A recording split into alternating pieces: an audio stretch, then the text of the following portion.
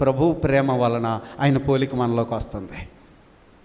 ప్రభువు పోలిక, ఆయన స్వరూపము మన యందు ఏర్పడుటకు ఏకైక మార్గము ఆయన కృపను ఆశ్రయించి, ఆ కృపయందు నీవు నమ్మిక ఉంచి కృతజ్ఞత కలిగి జీవించుట ద్వారా నీలోనికి క్రీస్తు పోలిక వస్తుంది.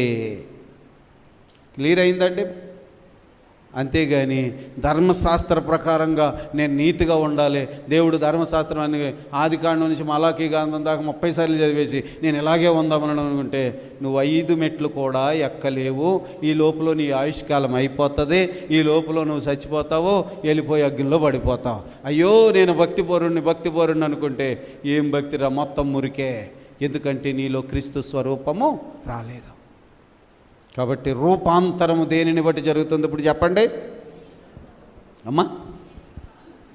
కృపను